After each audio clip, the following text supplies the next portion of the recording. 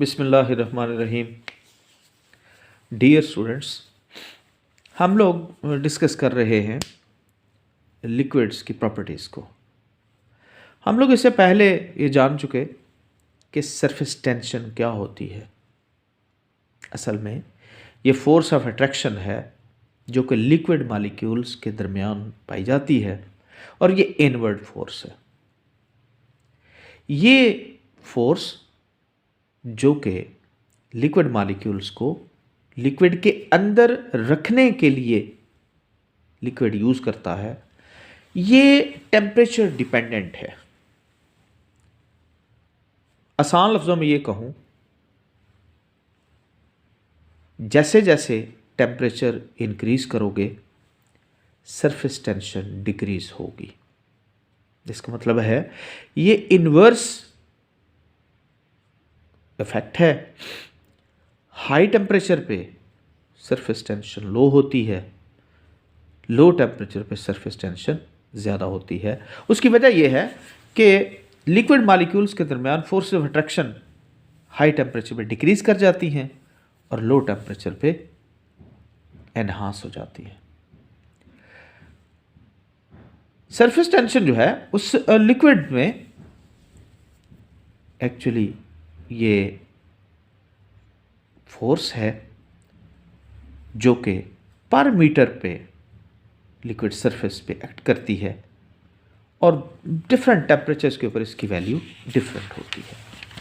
हम with example इसको अगर डिस्कस करें, देखें, तो ये हमारे पास एक टेबल है और टेबल हमें बताता है कि देखें ये वाटर है, ये एथेनॉल है, ये नाइट्रोफिनॉल है,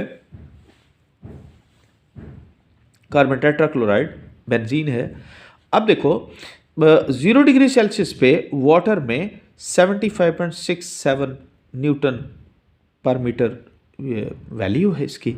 25 डिग्री सेल्सियस पे 71 हो गई 0.98, 50 डिग्री सेल्सियस पे 69 आ गई, उसके बाद 75 पे। इसका मतलब टेम्परेचर बढ़ाने पे सरफेस टेंशन डिक्रीज करती है। इसी तरह ये पैरामीटर्स भी आप देख रहे हो, एथेनॉल के साथ भी यही अमल है। 24 है, 21 है, 19 है।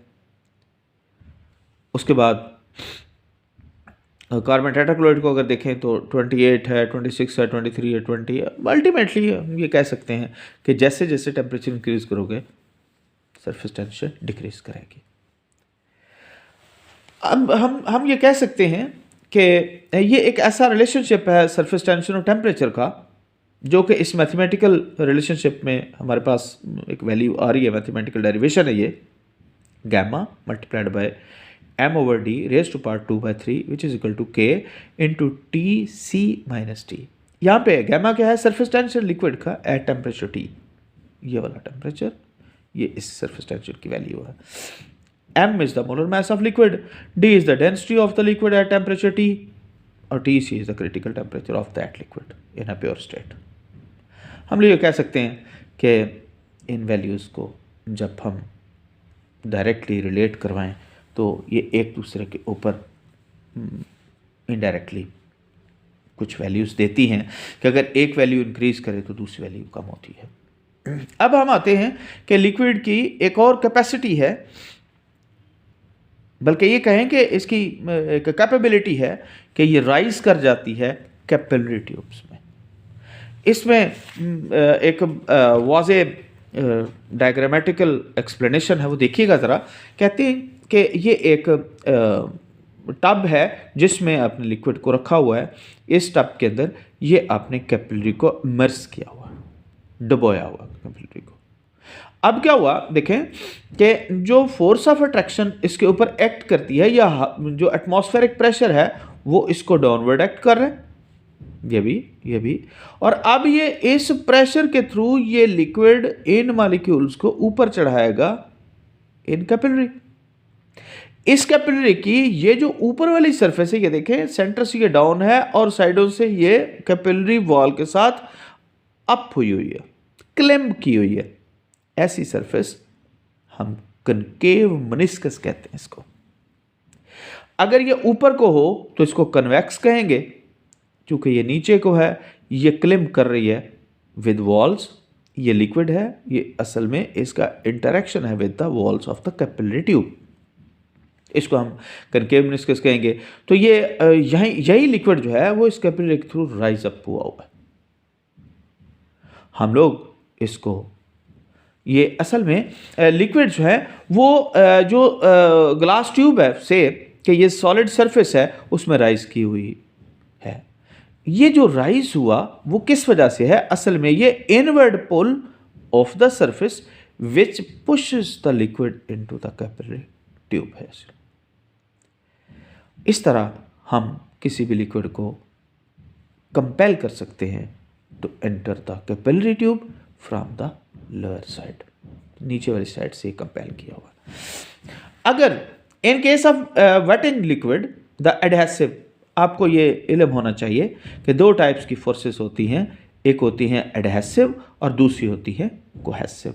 एडहेसिव फोर्सेस वो है जो कि लिक्विड सॉलिड सरफेस के साथ अट्रैक्शन पैदा करता है, उन फोर्सेस को एडहेसिव कहते हैं। और कोहेसिव जो लिक्विड के मॉलिक्यूल की अपने ही मॉलिक्यूल के साथ फोर्सेस हों उनको एडहेसिव बोलते हैं, कोहेसिव कहते हैं। एडहेसिव फोर्सेस कौन सी हैं? जो कि मॉलिक्यूल्स के दरमियान और सॉलिड सरफेस कैपिलरी के दरमियान है। कोहेसिव फोर्सेस जो है वो मॉलिक्यूल के अपने मॉलिक्यूल्स के दरमियान ही होती हैं, बल्कि ये कहें कि अमंग द मॉलिक्यूल्स होती है। इसमें थोड़ा सा ज़रा मेनिस्कस को समझने के लिए ये एक आइडिया दिया हुआ है, idea of contact angle. When the liquid rise in the capillary it makes the concave meniscus upward shown in the diagram. ये जो ऊपर थी हुई है, यहाँ पे नीचे आ जाएं तो यहाँ पे भी ये जो कनकेव मेनिस्कस थी हुई है। अब इस कनकेव मेनिस्कस, इसके ये जो यहाँ से इसको मैग्नीफाई किया गया। अब देखिए ना ज़रा, ये वॉल है कैपिलरी ट्यूब की, ये लिक्विड है सारे का सारा, लिक्विड की ये सरफेस कनकेव हुई है जो ऐसे ही शो हो रही है। अब देखो यहाँ से अगर एक राइट एंगल ड्रॉ किया जाए तो यहाँ पे एक एंगल बनता है जिसको कांटेक्ट एंगल कहते हैं। ऊपर तो एयर और वाटर मिक्स है, यहाँ पे जो एंगल बनेगा इसका और इसका, ये एंगल जो है इसको कांटेक्ट एंगल कहेंगे। ये कांटेक्ट एंगल डिफरेंट लिक्विड्स में होता है। ये टाइप है, इसको कनकेव मेनिस्कस कहेंगे। और वेटिंग लिक्विड्स जो कि सॉलिड सरफेस को वेट करते हैं वहाँ पे होता है। Liquid is high is level along the circumference of the capillary tube and is depressed in the center tube। ये सेंटर से ये नीचे है, ऊपर इसका हाई है। Contact inside the liquid between the solid, liquid solid liquid interference जो diagram है वो यहाँ पे है, और ये हमेशा 90 से नीचे होता है। अब हम थोड़ा सा इसको दूसरे एंगल से भी ज़ाहिर करते हैं। कुछ ऐसे भी लिक्विड्स हैं जिनमें ये सरफेस जो है, ये देखें, ये मेनिस्कस बनी हुई है, ठीक है। Those liquids which are depressed in the capillary tube make the convex meniscus, their contact angles are greater than 90। अगर 90 में डिग्री से ज़्यादा हो तो वो कन्वेक्स बनेगा, 90 से कम हो तो वो कनकेव बनेगा। जैसा कि ये मरकरी में है, ये कैपिलरी ट्यूब है, वॉल्स है कैपिलरी की, और ये यहाँ पे देखो ये 90 डिग्री से ज़्यादा इसका एंगल है, क्योंकि 90 होता तो यहाँ होना था, तो ये इससे ज़्यादा ये बना हुआ। यहाँ पे ये आइडिया था कि हम किस तरह इसको मेनिस्कस को हम किस तरह स्टडी करते हैं। आगे चल के हम कहते हैं कि सरफेस टेंशन जो है लिक्विड की उसको मेजर कैसे किया जाता है। इसके 3 मेथड्स हैं। Number 1 capillary method, number 2 torsions method, number 3 drop method. First one capillary method, number 2 torsion method, number 3 drop method. Capillary rise method क्या है? कैपिलरी राइज मेथड क्या चीज़ है? कैपिलरी राइज मेथड को हम इस तरह एक डायग्रामेटिक एक्सप्लेनेशन में देंगे। वो क्या है कि जनरल प्रिंसिपल तो ये है कि जब लिक्विड जो है वो wet walls of the vessel जो है उसके साथ ये राइज अप होता है, rise in the capillary tube, they form the concave meniscus upward and contact angle is less than 90। ये तो पहले भी हम डिस्कस कर चुके हैं। Height of the liquid in the precede depends upon the radius of the capillary tube and surface tension of the liquid. तो 2 चीज़ें हैं, एक तो आ गया radius of the capillary tube, number 2 surface tension. Method क्या है? One end of the capillary tube of the radius r is immersed in a liquid. ये कैपिलरी ट्यूब है जिसका एक सिरा जो है डुबोया हुआ है। Density of the liquid is D.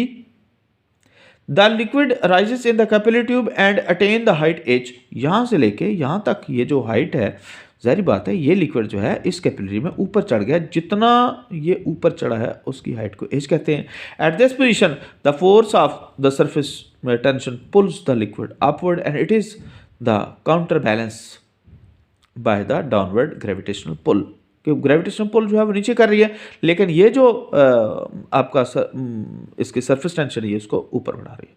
The force which is acting upward is calculated in terms of radius of the capillary tube, the surface tension gamma and contact angle theta following. ये जो इस diagram में एक idea बना रहा है वो क्या है? Force taking the liquid upward, वो कौन सी है? 2 pi R gamma cos theta, जिसमें ये जो गैमा है ये सरफेस टेंशन है, आर जो है वो रेडियस है, और 2 पाई आर जो है डायमीटर है कैपिलरी ट्यूब का। तो जो डाउनवर्ड फोर्स है वो है weight of the liquid. In order to calculate the weight of the liquid we proceed as follows. कैसे? Radius of the capillary tube R, base area of the tube ये वाला, ये बेस एरिया इसका, base area pi are square and height of the liquid h। ये volume of the liquid risen in the capillary tube is pi are square h, और density of liquid d है, तो mass of substance volume into density. So mass of the liquid risen in the capillary tube pi are square h into D.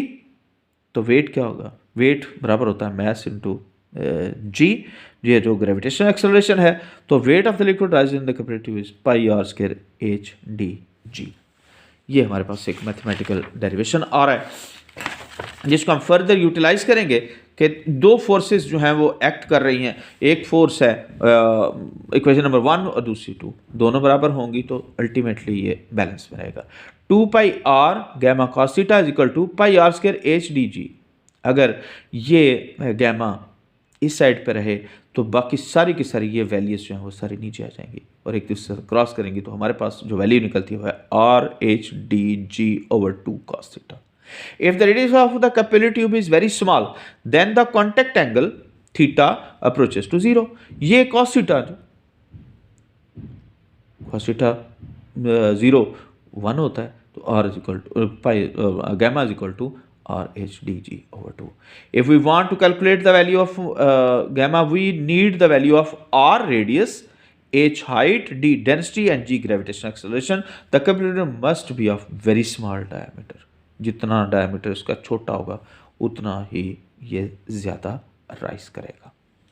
Hence this is the first method to calculate या capillary में liquid कैसे rise करता है। Thank you.